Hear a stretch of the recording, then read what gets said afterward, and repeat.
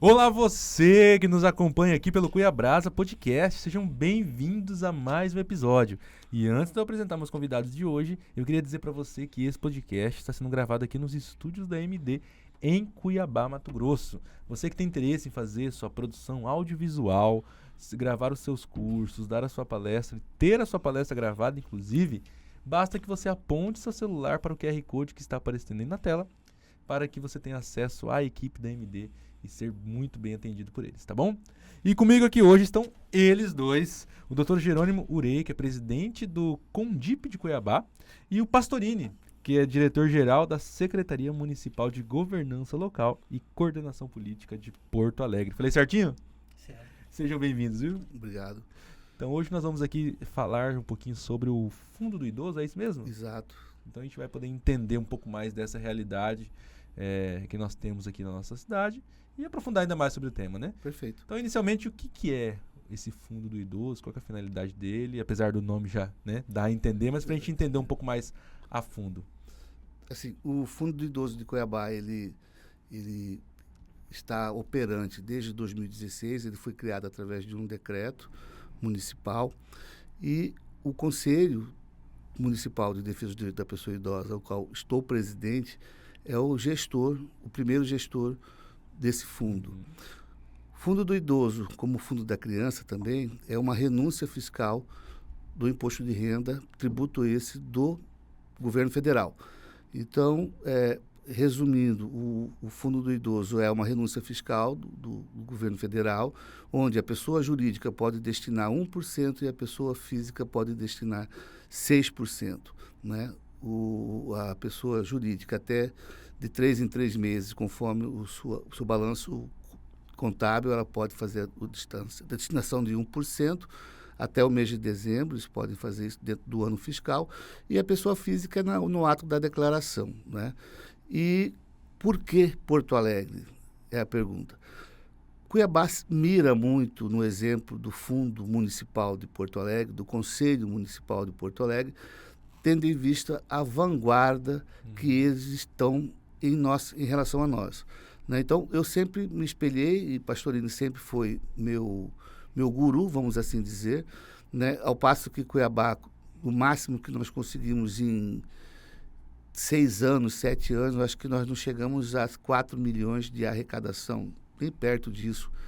Porto Alegre consegue 30 milhões. E aí, nós o trouxemos para saber quais são os caminhos, por que eles conseguem 30 milhões. Né? No fundo, assim, nós já sabíamos de tudo isso, porque eu acompanho Porto Alegre desde 2015, salvo engano, que foi quando eu comecei a pesquisar essa temática no Brasil, e eu descobri que o sul do Brasil é a vanguarda nessas políticas. Então, o que é bom, a gente copia, não é verdade? Então, hoje, em Cuiabá, nós o trouxemos para fazer uma capacitação junto às instituições do terceiro setor que trabalham com as políticas públicas dentro do município de Cuiabá. Que maravilha. Então, esse fundo, ele não é um recurso público em si, ele vem do imposto de renda somente. Exato. São fundos especiais. Apenas 2 fundos, o do idoso e o da criança, tem essa renúncia fiscal. E, na verdade, é um recurso público, né? Porque é uma renúncia de um tributo, só que ele é federal, é imposto de renda. É assim, claro. Na verdade, digamos que é uma espécie de, entre aspas, repasse. Exato. Mas acho que o que você quis dizer é o seguinte, ela não é da fonte 100 do município. Isso, tipo assim, ou seja, não é algo que sai ali do cofre. Não é. Então, nós sabemos que as prefeituras, elas têm uma dificuldade muito grande com recursos para investimentos. Porque, geralmente, a prefeitura, ela depende do recurso, do cofinanciamento, tanto do governo federal como do governo do estado, né? Então, eu costumo dizer aos governantes municipais que o fundo, tanto do idoso como da criança, é um dinheiro novo. É um dinheiro que cai na conta dele, que pode estar ajudando a complementar a política pública para a pessoa idosa lá no seu município. Né? Então, geralmente, quando você não tem recurso, você tem que buscar recursos. É um financiamento, cria um imposto novo, coisa parecida, e a população brasileira já está sobrecarregada de impostos. Então, o fundo do idoso, como o fundo da criança, é um importante instrumento que o gestor público tem na mão para ele ter um recurso novo dentro do seu município. Uhum. E quem pode nos dizer mais sobre isso é o nosso colega de Porto Alegre. Como é que Porto Alegre chegou a 30 milhões de reais por ano, um município, o Fundo do Idoso de Porto Alegre, né? Como, Pastorini? Bom, primeiramente, eu quero dizer que eu tenho vindo a Cuiabá desde 2005, Eita. com o mesmo propósito, Fundo da Criança e do Adolescente. E depois de alguns anos, Cuiabá entrou entrou com começou a construir essa estrutura de fundo público dentro da cidade, né? E a partir de 2015, quando o Jerônimo me visitou, esteve em Porto Alegre, né, Jerônimo? A gente teve Comeu um churrasquinho lá? Ele fez um churrasquinho pra você? e a gente também...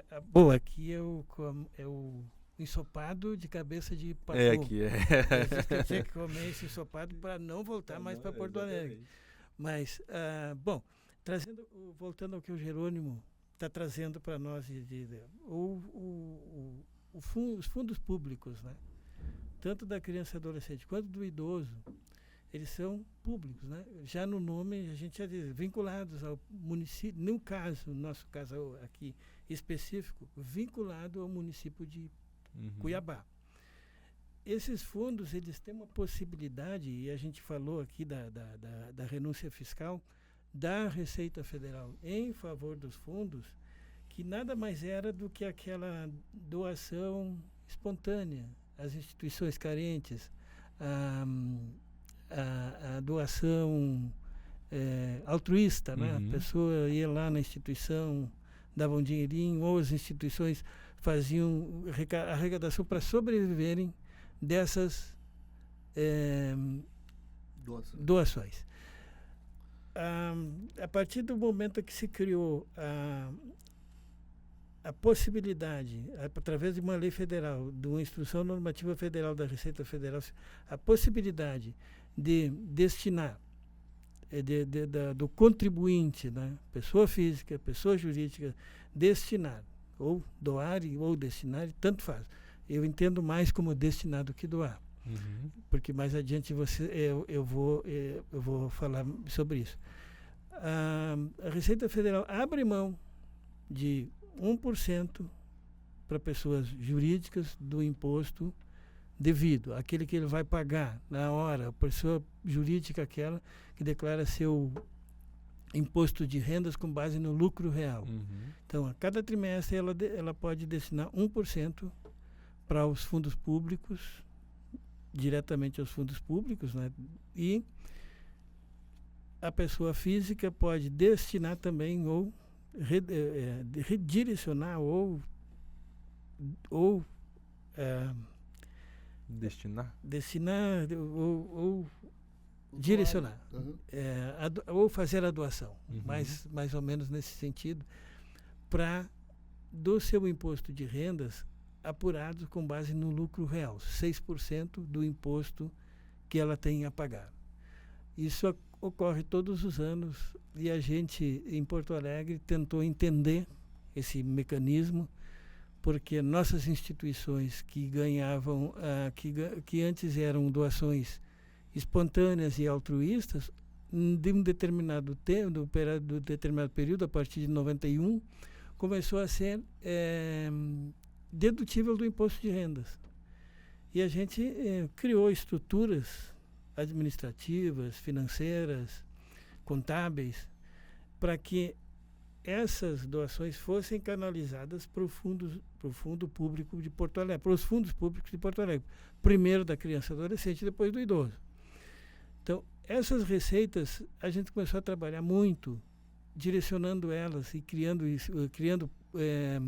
possibilidades de financiamento de projetos já pré-prontos, pré-aprovados pelo Conselho Gestor, que é os Conselhos da Criança e Adolescente e o Conselho do Idoso, para que as instituições apresentassem projetos antecipadamente e deixassem e formassem um banco de projetos que iam sendo expostos e trabalhados pelas próprias instituições junto a esse público contribuinte. Por que eu estou dizendo isso? Cuiabá, quando o Jerônimo conversou comigo, eu disse para o Jerônimo, Cuiabá é uma cidade rica. Ele ficou assustado. Opa! Mas é verdade, o Cuiabá tem uma renda per capita de um nível bem elevado em relação ao resto do Brasil. Uhum. Possivelmente, Cuiabá, todo ano, ou todos os anos, ela arrecada do imposto de rendas, na retenção dos impostos de rendas e depois nas declarações de imposto de rendas, ela tem uma arrecadação que eu não sei quanto que é, mas possivelmente ela é muito alta. E 6% de pessoas jurídicas e 1% de pessoas físicas podem ser direcionados para Cuiabá. Esse bolo de imposto que está sendo levado, deduzido aqui e levado para Brasília, não importa para nós para onde vai, mas para nós o que importa é esse pequeno bolo de 1% e 6%. Os conselhos têm o condão de direcioná-los para cidades e para suas instituições de atendimento nas zonas de maior carência dentro do município de Cuiabá. Que, especificamente aqui, nós, para a população idosa de Cuiabá, aqueles que necessitam mais, aqueles que estão lá na ponta, que não têm possibilidade de financiamento de algumas coisas, ou de estar em algum local agradável para elas, tipo centro de convivência do idoso, ou uma ILPI, uma instituição de longa permanência do idoso, que acolhem, que faz o acolhimento desse idoso carente, né, vulnerável, socialmente vulnerável e dependente, né, que eles criem condições melhores de acolhimento, de cuidados, de lazer, de outras qualidade de vida, Jerônimo, ofertando uma qualidade melhor de vida, trazendo essa renda, que não é pouco, são milhões de reais, trazendo essa renda para dentro de Cuiabá, distribuindo para essa população, através do Conselho do Idoso, esta renda dá a possibilidade de gerar emprego dentro das ILPIs e do Centro Comunitário do Idoso e dentro das associações que cuidam do idoso, que tratam da defesa de direitos do idoso, trazendo uma possibilidade maior delas investirem em qualificação, qualidade de vida para o idoso, mas gerando emprego para técnicos, para cuidadores, qualificando cuidadores do idoso, qualificando educadores da criança e adolescente, formando profissionais de uma forma qualificada, melhorando o atendimento para que o idoso tenha, e a criança e adolescente nesse caso, tenha um atendimento melhorado e de maior qualidade.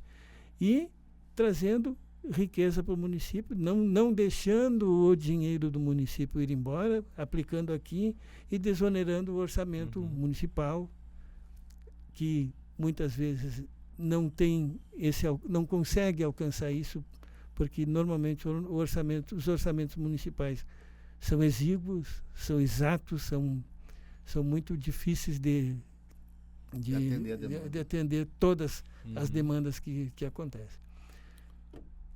E é importante que se ressalte que o gestor público ele tem que estar sensível.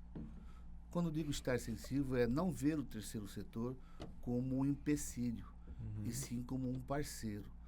Porque o terceiro setor, ele gera emprego e renda. Ele gera renda para o município. Imagina, por exemplo, Cuiabá arrecadando 3 milhões de reais em um ano no Fundo do Idoso. Eu vou ter aí, por exemplo, umas 10 instituições espalhadas nos 4 cantos de Cuiabá, nas 4 regiões de Cuiabá. E nós temos essas associações de idosos que vão estar realizando um trabalho que muitas vezes a prefeitura não chega até aquela comunidade, ou até aquele bairro, ou até aquela região.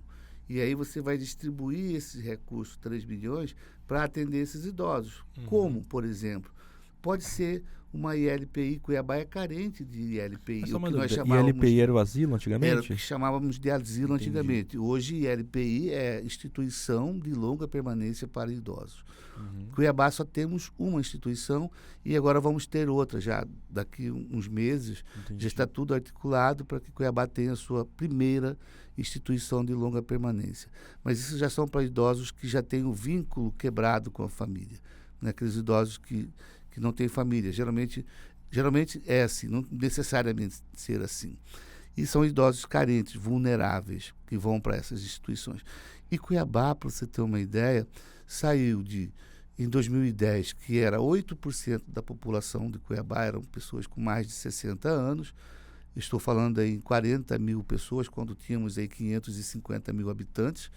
E com o censo último de 2022, que saiu 2 anos atrasado por conta da pandemia, esses 8% subiu para 13,1%. Então, eu estou dizendo que Cuiabá passou para 600 e poucos mil habitantes e que nós saltamos, a população idosa saltou de 40 mil para 74 mil pessoas. E você vê que há um descompasso entre o número da população idosa e o que o Estado, o que o município oferta de serviços para essa mesma população. É um aumento muito significativo, né? E você não vê, há um descompasso das políticas públicas com o aumento dos idosos. Se aumenta a pessoa idosa, você vai aumentar a demanda por serviços à pessoa idosa. Seja ele na saúde, seja ele na assistência social, seja ele na cultura. Então, o Fundo do Idoso não vai suprir, evidentemente, mas se tiver um gestor com uma visão estratégica, ele vai falar, opa, eu vou investir nesses setores aqui, eu vou colocar bons servidores aqui para que isso seja rápido, que tenha uma dinâmica rápida entre você chancelar um projeto e isso assinar-se um termo de fomento. Eu explico. O Fundo do Idoso ele é gerido pelo Conselho do Idoso. É o primeiro gestor.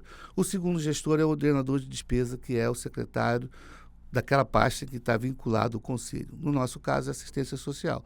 Temos um bom trâmite junto à Prefeitura, mas precisamos melhorar. Por que o Pastorino aqui? Por que a capacitação? As entidades da sociedade civil, as OSC, as organizações da sociedade civil, que nós chamávamos antigamente de ONGs, que trabalham com idosos, que são cadastradas no Conselho, elas têm que estar preparadas para apresentarem um projeto para o Conselho, através de um edital. Nós chamamos, tem duas situações. O de chancela, que é onde o Conselho dá o certificado para você e diz assim, está aqui, autorizamos 1 milhão para você captar. Você pega aquela autorização que foi dada previamente, porque você apresentou um projeto para o Conselho topou, e você vai atrás do seu financiamento. É o chancela. Né? Então, o que Porto Alegre tem? Porto Alegre tem 100 e poucas entidades que apresentam um projeto de chancela anualmente no Fundo do Idoso, no Conselho do Idoso de Porto Alegre. Todo ano tem que apresentar. Ele tem validade de 2 anos, essa chancela. Okay, e o projeto pode ser de até ano. Né? O edital é que vai determinar isso. O termo de fomento pode ser assinado por 1 ano. Né? Então, as entidades da sociedade civil têm que estar preparadas. Outra possibilidade é, por exemplo, no caso aqui nós temos alguns bancos, algumas grandes empresas que vêm e destinam para o Fundo do Idoso. E eles não perguntam, olha, vou destinar X, 400 mil, 300 mil para o fundo. Então, esse dinheiro cai na conta, mas ele não tem destinação. Não foi uma entidade que foi lá e captou. Quando isso acontece, nós lançamos os editais de financiamento. Que nós vamos elaborar esse edital com as linhas de financiamento, com os eixos que vão ser trabalhados, de acordo com a necessidade que nós sabemos que o município tem. Via de regra, você tem um diagnóstico de quais são as lacunas que se tem aqui. Por exemplo, nós sabemos, eu faço parte de uma associação de idosos do Jardim Vitória, que atende vários bairros no entorno do Jardim Vitória. Eu não me lembro o nome dos bairros, mas ali no entorno do Jardim Vitória, nós não temos um centro de convivência do idoso. Qual a atividade que tem para o idoso ali naquela região? Tem no CRAS, mas bem, como que eu posso dizer, bem tímida. A Associação de Idosos Menino Jesus vem com um projeto que atende ali os idosos daquela região com recurso do fundo. Então, de alguma forma, a gente está sendo a mão do Estado naquele momento, onde falta. Então, na medida em que o gestor tem um fundo do idoso e um fundo da criança fortalecido, ele vai potencializar o atendimento ao público dele. Politicamente é um ganho fantástico para ele. E ele tem que entender também que esses projetos eles geram emprego e renda. Por exemplo, eu tenho certeza que lá em Porto Alegre, com 30 milhões, pelo menos 1.000 pessoas são empregadas nesses projetos. Pelo menos, né? Até mais. Ou até mais. Então, você gera emprego, você gera renda e você gera socialmente, você gera um impacto fabuloso para o idoso. Cuiabá, por exemplo, nós não temos uma casa de retaguarda para aquele idoso vítima de violência.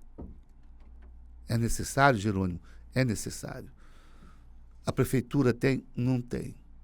A prefeitura tem perna para fazer uma casa dessa? Não tem. A prefeitura, geralmente, ela depende do cofinanciamento do governo do Estado e do governo federal. Via de regra, as prefeituras só tem 2 tributos, ISS, ITBI, IPTU. Isso não aguenta a demanda do município. Especialmente a Secretaria de Assistência Social, que geralmente é onde está vinculada o Conselho e o Fundo do Idoso.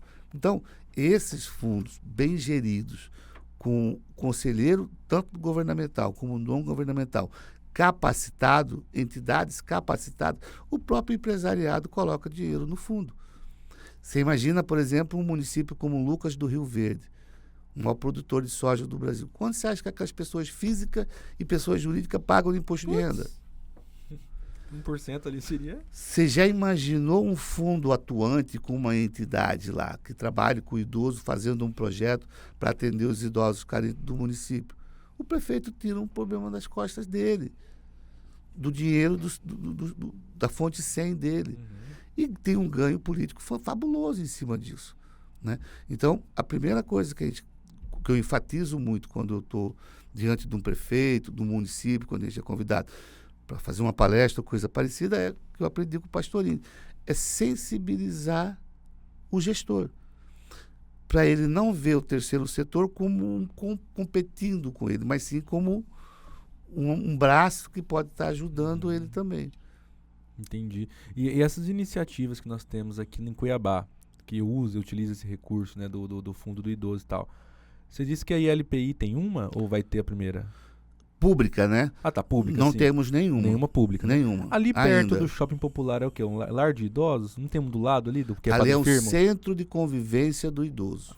Então, tem um centro de convivência, tem a ILPI, ILPI, apesar que não é pública, mas tem, né? Tem, e quais são essas iniciativas, assim, até para quem está nos assistindo, saber o que existe, porque por muito tempo eu ouvia falar somente na época que se chamava de asilo ainda, né? Tem asilo, por que não tem mais nada para idoso? Né? Vamos definir aqui então. Vamos lá.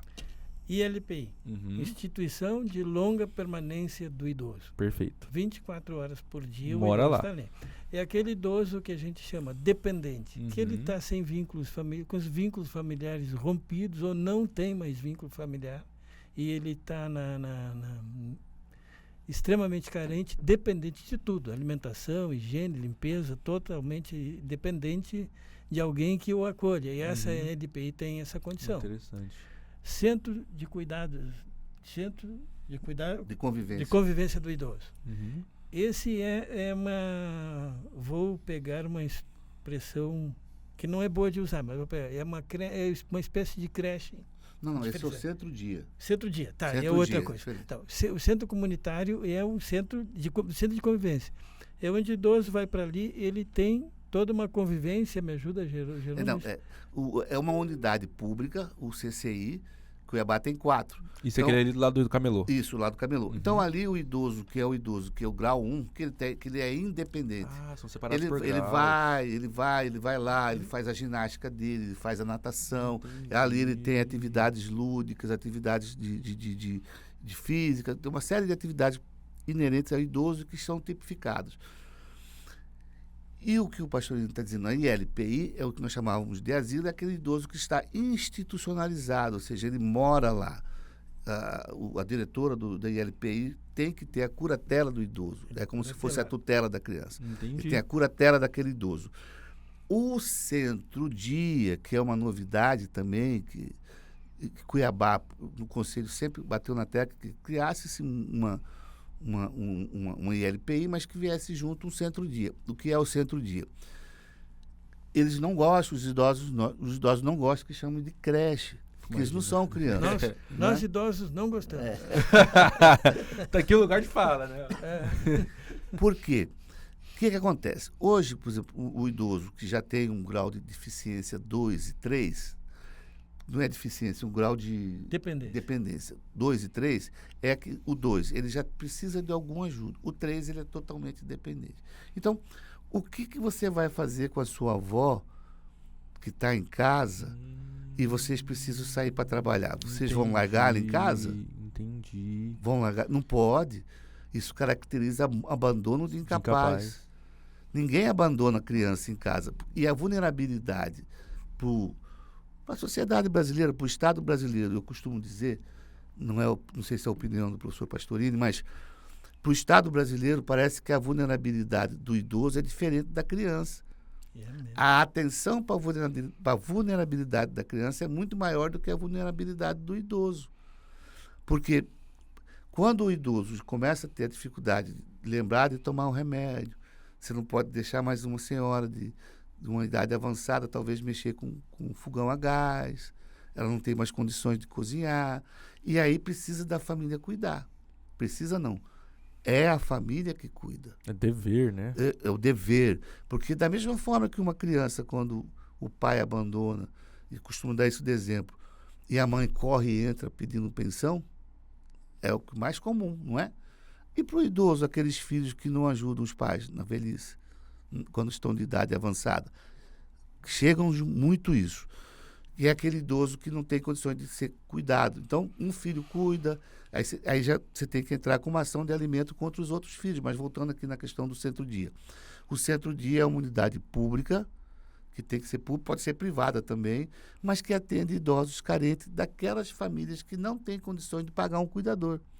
Aí você vai levar o seu idoso pela manhã lá, ele vai ser tratado, vai ter lá a ficha médica dele, ele vai tomar um remédio dele, pra fazer. tudo, tal. E 6 horas da tarde você passa e leva para casa. Entendi. Esse é o centro-dia. Cuiabá não temos ainda. Vamos ter, brevemente. A diferença, então, do centro-dia pro centro de convivência. De convivência, o idoso vai por conta própria lá, desceu lá. E no centro de convivência, ele fica lá o dia todo, só pela manhã, pela tarde? Ou cada centro de convivência tem ali o seu cronograma de atividades, por exemplo? Como Eles têm funciona? os cronogramas de atividades. Eles têm ali dentro do centro-dia consulta médica, o geriatra, possivelmente um outro médico Isso no especialista. centro-dia. Centro-dia. Tá. Tem momentos lúdicos, de Almoço. lazer, almoço, refeição. Legal. Refeições e lanches de 2 em 2 horas. Que bacana. No dia, né? No centro-dia. No centro-dia. Centro-dia. Agora, e no centro de convivência? No CCI?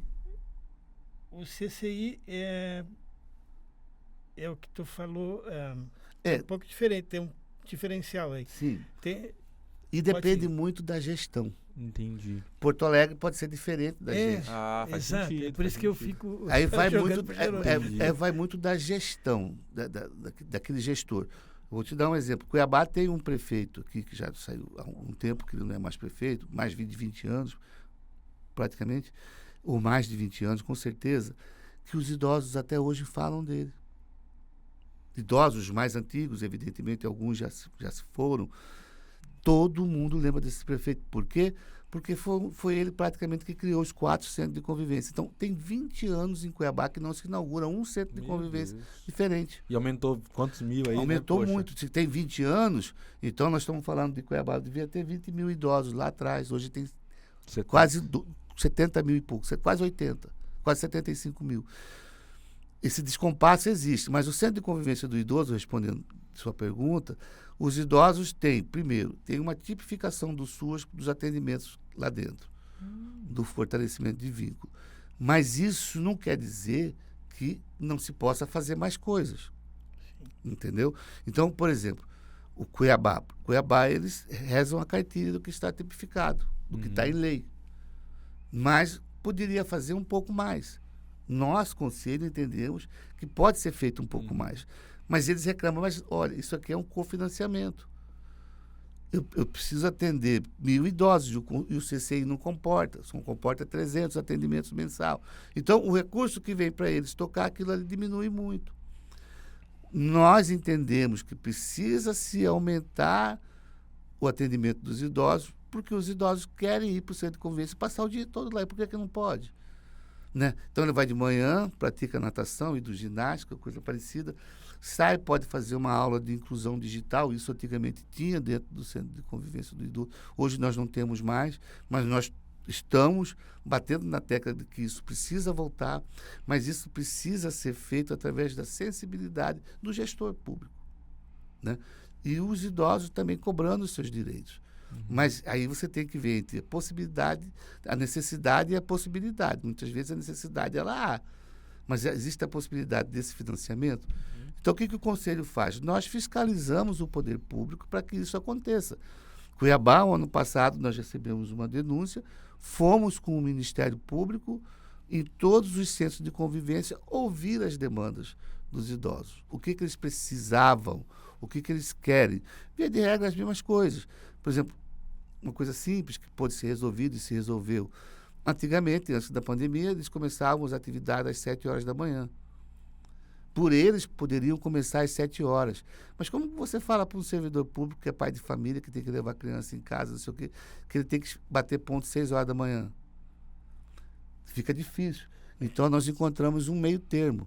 Conseguimos reduzir para 7 horas da manhã. Então, os idosos podem chegar e entrar para dentro do centro de convivência às 7. Agora, não se garante as atividades lá dentro. Porque não é todo mundo que você consegue fazer chegar para trabalhar às 7. Mas volto a bater na tecla. Tudo depende da visão do gestor, de como que o gestor enxerga a pessoa idosa no seu município, né? Porto Alegre, nós temos exemplos muito claros lá, e eu costumo dizer que lá o direito do idoso ele é amplamente respeitado, inclusive até além do que é tipificado, porque existe uma cobrança diuturnamente. A sociedade civil organizada é capacitada, ela tem recurso próprio, ela sabe como cobrar o gestor, né? Aqui você percebe quando você olha para o Brasil, o Rio Grande do Sul, Santa Catarina e Paraná é onde a política para o idoso, o respeito, onde a política realmente acontece assim, integralmente, não sei se é integralmente, mas você percebe que muito mais que aqui na nossa região. Lá, eles têm esse direito deles respeitados. Vou dar um exemplo. As passagens intermunicipal ou interestadual. Isso aí eu tenho exemplos de idosos que me disseram, olha, eu estava em Florianópolis e eu vinha para Cuiabá, e eu fui lá na rodoviária, foi tão fácil eu conseguir a passagem, a gratuidade, que ele tem direito lá em Florianópolis. Aqui em Cuiabá eu não consigo. Quando eu vou lá para pegar a passagem para me vir, só tem daqui 90 dias. Aí fala, você pode tirar? Não, venha mais próximo. Aí quando ele vai mais próximo da data, ele chega lá, não tem vaga. São exemplos que... E aí a gente se pergunta, por que lá eles conseguem lá no Santa Catarina? Eu entendo que muitas vezes é porque lá exista os idosos, não é o conselho. O idoso não precisa depender de conselho para tutelar o direito dele, não. Todo ser humano é o defensor do seu direito. Então, na medida que você tem um exército de idosos esclarecidos e que sabem tutelar o seu direito, você coloca o gestor público, que esse, como servidor público, tem a obrigação de atender a demanda. A gente precisa enxergar a classe política como servidores públicos e não ao contrário.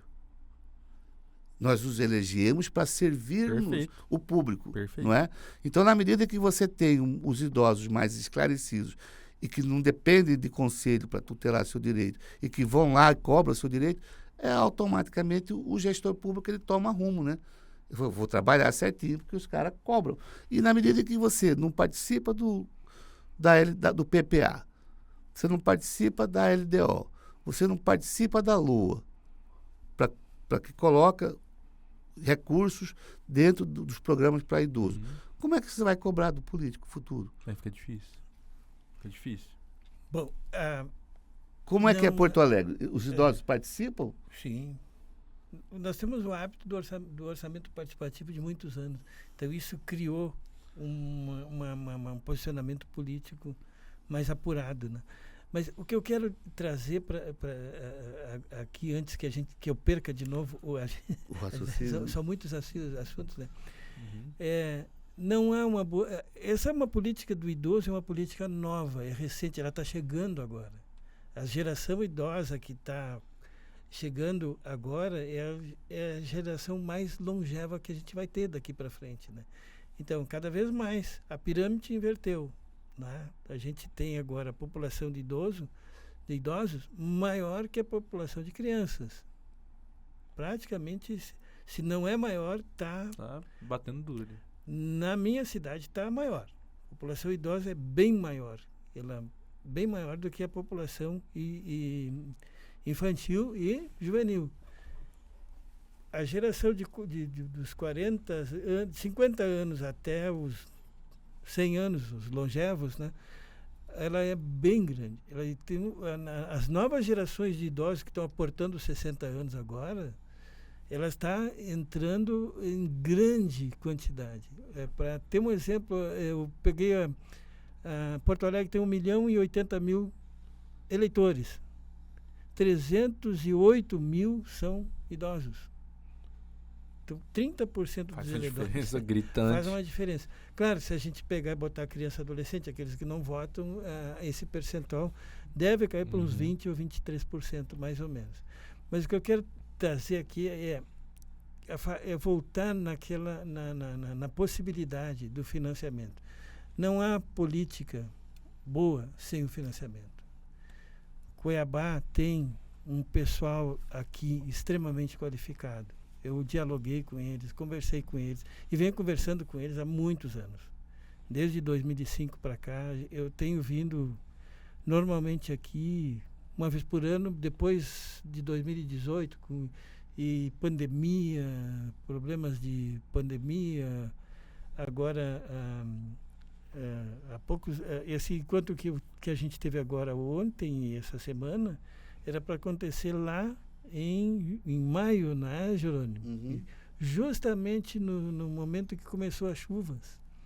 A enchente em Porto Alegre, o desastre total que está Porto Alegre, o caos que se estabeleceu lá, a gente prorrogou para agora. Claro, a situação em Porto Alegre está se regularizando, está indo para o seu lugar, vai levar muitos anos ainda para se organizar melhor a cidade e recuperar toda a cidade.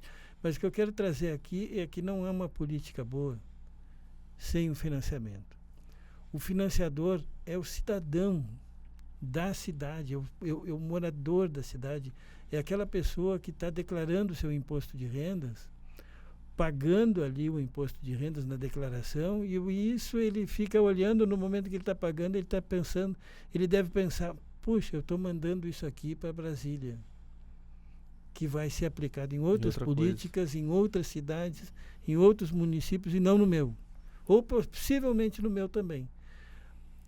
O empresário, a responsabilidade social dele, que ele deve ter essa consciência social, que chamam de responsabilidade social, uma consciência social, de entender que a indústria dele tem funcionários, que tem crianças lá na educação infantil, ou pais ou mães idosos que estão ali morando com eles, que estão precisando desse centro-dia, do centro de convivência, ou até mesmo de uma ILPI. E esses financiamentos que eles produzirem ali com a própria mão deles, simplesmente num gesto, destinando o imposto de renda deles, os 6% do imposto de renda deles, para esta cidade, para Cuiabá, e o empresário também destinando para Cuiabá, ele vai financiar essas políticas públicas. E a prestação de contas ele vai ver na frente da casa dele, a instituição de educação infantil, Perfeito. o centro Na de prática, né? convivência, o ALPI. Então, é muito necessário que a população do Mato Grosso entenda isso, que nós precisamos, o Mato Grosso precisa dessas instituições, dessas pessoas, desses cidadãos, direcionando, conforme a consciência dele, para a política pública voltada para o idoso, para a política pública voltada para a criança e adolescente, tanto faz, mas que seja a política pública aqui da cidade que ele mora. Aqui a gente especificamente está falando de Cuiabá, mas temos 142 municípios. 142 municípios que podem fazer a mesma coisa. Perfeito. Então, esse bolo arrecadatório vai gerar qualificação de atendimento, melhoria no atendimento, ampliação do atendimento, emprego, renda e riqueza para o município e exoneração do orçamento público. Só vantagem. Desoneração do orçamento público. Só vantagem. E esse evento que o senhor veio aqui para ministrar, para estar junto ali que vocês estão, é um evento aberto? Como que vai funcionar? É um evento aberto, a gente já fez, ele já aconteceu. Uhum. Ele é um evento aberto, a gente a gente propõe, eu e Jerônimo, a gente já tem uma parceria de muito tempo debatendo, conversando. O Jerônimo me liga, e aí, pastor, e isso e aquilo, a gente conversa o tempo todo. Antes era assim com o pessoal da criança e adolescente também, que agora já se inseriu também, né, Jerônimo? Isso. E eles vão trabalhando as políticas, as possíveis problemas de trâmites e de legislação que precisa uma lei, uma norma, uma regra, um estatuto. Um exemplo. Um exemplo. E aí, dentro desse financiamento, entra a qualificação desses profissionais, porque a instituição precisa de consultorias especializadas. Não, o amadorismo, ele é maravilhoso. No Rio Grande do Sul,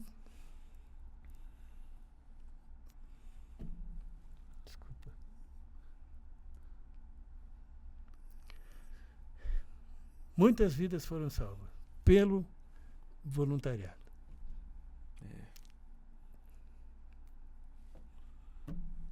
Tranquilo, o pastor ele se emociona porque está no calor ainda de tudo que está acontecendo lá, né? Muito forte, né? É uma experiência assim. Bom, o voluntariado resgatou vidas, muitas. Na mídia vocês veem muitos exemplos. O cavalo caramelo que ficou. Tiraram, dias. Né? Meu filho ficou ilhado 4 dias dentro do prédio dele, porque a água no apartamento dele atingiu 1,70 m. E ele ficou nos apartamentos de cima, onde a gente, procurando, ficou 4 dias preso, até um barco de voluntários, foi lá e resgatou eles. Levava comida antes, que não podia resgatar, tinha dificuldade, mas levava a alimentação, higienização, limpeza, todo aquilo o voluntariado. O voluntariado é sempre muito bem-vindo, mas ele tem um limite.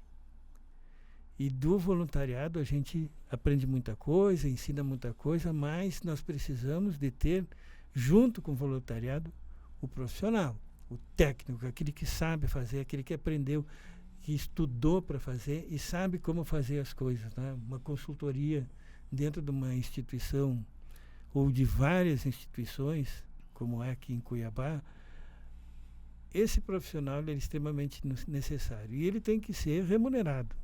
Esse não é o voluntário herói, como são os nossos heróis que foram para o Rio Grande do Sul. Tem gente do Cuiabá, aqui da Secretaria do Estado, que estão lá, dentro do rio, na região mais alagada de Porto Alegre. O voluntariado de Cuiabá está lá. Mas o que eu quero trazer é o profissional, aquele profissional que trabalha, que ele sabe bater e dialogar com o empresário, e dizer para o empresário, e dialogar com o contador que faz o imposto de renda de centenas de pessoas, que esse contador pode contribuir de uma certa forma, ser remunerado. E trazer esse dinheiro para cá. Não é trazer, é não deixar esse dinheiro sair né? daqui. É diferente, né, Jerônimo? Exato. Mas, assim, o objetivo geral mesmo, primeiro que a gente quer pelo menos ser 10% do que é Porto Alegre. Né? Nós, que eu digo, Cuiabá, né? Com o Conselho do Cuiabá. Mas, assim, especialmente o que o professor Pastorino está colocando é que, apesar de ser muito bonito, é renúncia fiscal, né, e tal, mas é um recurso público. E quando você fala de recurso público, automaticamente, obviamente, tem uma série de regras, certo? E, por exemplo, a que gere essa questão dos fundos é a 13.019, que veio para fazer toda fazer com que essa engrenagem entre poder público e sociedade civil funcione. São as regras que estão tipificadas ali na Lei 13.019. E o que acontece? O município que não investe na capacitação das suas sociedades civil, ele não consegue trazer recursos. Porque quem busca, quem apresenta os projetos são as associações, são as OCIPs, que trabalham com idosos, no nosso caso, por exemplo. E na medida em que essas entidades, se elas não estão preparadas para elaborar um projeto, para começar, elas têm que estar preparadas da sua existência. É você criar, formular uma OCIP ou uma OSC, desde o seu estatuto, com todas as suas certidões que são necessárias, criar a sua diretoria, saber trabalhar o que é, onde é que você está, saber o que é o controle social. Controle social é quando a sociedade civil vai para dentro do governo para dizer: nós precisamos disso, disso e disso, mas nós podemos ajudar com isso, isso e aquilo. Cobrar, mas também dar soluções através do fundo, essa é uma delas. Então, é esse preparo que nós estamos fomentando em Cuiabá nesse primeiro momento. Mas, como qualquer outra educação, ela tem que ser continuada. Então, eu acredito que o Pastorino está vindo agora, mês de junho, mas muito provavelmente virá no mês de outubro novamente, numa articulação maior nossa do Conselho Municipal, que sai com o Conselho Estadual, mas nós vamos trazê-lo novamente com o recurso que nós temos no fundo. Porque na medida que nós preparamos as organizações para elas estarem capacitadas, para elaborar os projetos, para ir atrás dos recursos, você vai trazer mais dinheiro. O que acontece no mês de agora, por exemplo? Nós temos um edital aberto do Banco Itaú. Esse edital para projetos de até 300 mil, salvo engano. Eu não vi ainda, não li o edital ainda.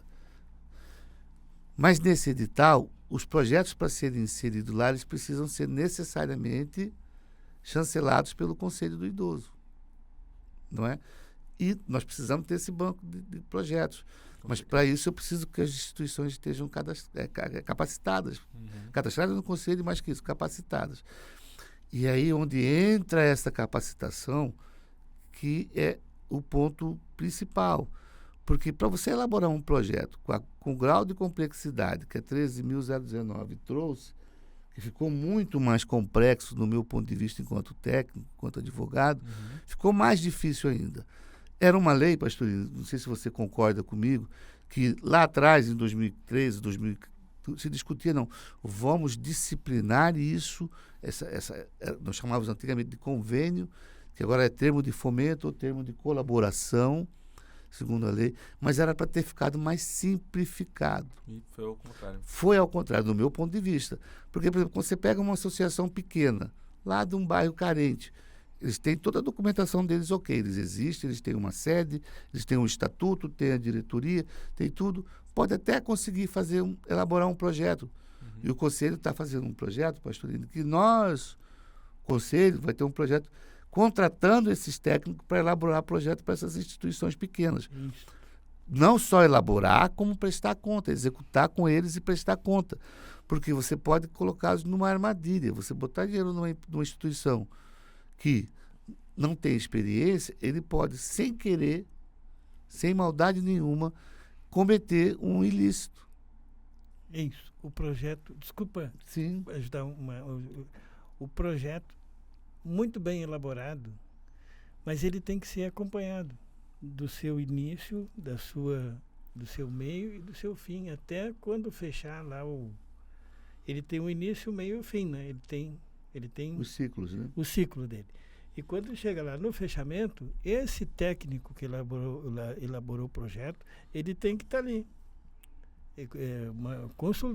Como consultor, ele vai estar sempre, ele vai se envolver na execução do projeto, no dispêndio do projeto e no fechamento do projeto, que é a prestação de contas. Então, para que não haja nenhum problema de origem, muitas vezes tu tem um projeto e tu executa outra coisa porque tu tem desconhecimento do projeto, não tem o discernimento de como executar um projeto. Então, lá no final, Na hora de prestar conta vai dar ruim. dá um problema gigantesco, porque a administração pública ela é formal. Ela vai se ater aos elementos do projeto, ao que o conselho aprovou, e o que está proposto no projeto é um produto que foi vendido, e eu tenho que cumprir com aquele produto. É mais ou menos isso. Então, esse profissional que o Jerônimo está fazendo, o doutor Jerônimo está falando, ele tem que ter um acompanhamento técnico, rigorosamente técnico, de um consultor preparado. Perfeito. Desculpa, Jerônimo, Não, interromper. tranquilo. Mas, assim, objetivamente, é a profissionalização das entidades. Objetivamente. Por que isso, Jerônimo? Porque isso eu vou conseguir, a hora que eu tiver um banco de projeto aqui com 10 milhões de projetos, a Bom Futuro e a Maggi, se quiser, financia. Já está no jeito. Por exemplo. Né? Mas eu tenho que...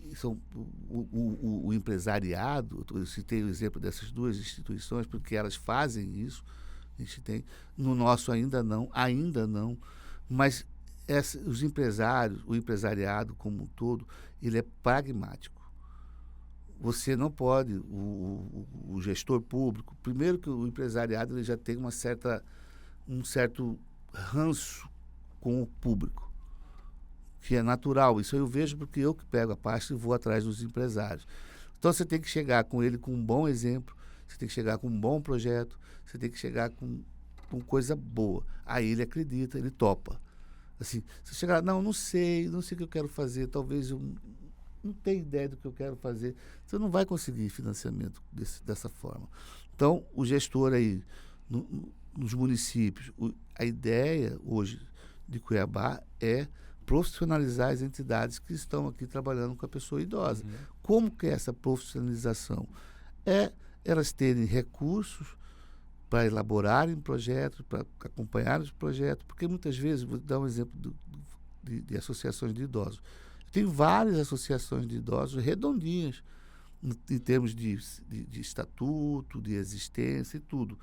Mas são pessoas idosas que realizam um trabalho bonito, bacana, lá na ponta, mas eles não têm condições de absorver hoje um conhecimento técnico para elaborar um projeto, executar e prestar conta. E o que você vai fazer? Você vai excluí-los do processo? Não. A gente está tentando incluí-los no processo. De forma que esse projeto nosso aqui, inclusive, Pastorino, nós elaboramos projetos o ano passado para que várias instituições pequenas pudessem ter seus projetos chancelados, né? E vamos repetir a dose novamente esse ano. Então, precisamos, em Cuiabá, trabalharmos a questão do fluxo entre conselho, secretarias, procuradoria-geral do município, para que isso seja ágil, rápido, mas que não perca a sua essência, que não perca a sua legalidade, né? Para a gente dar um resultado lá na ponta maior.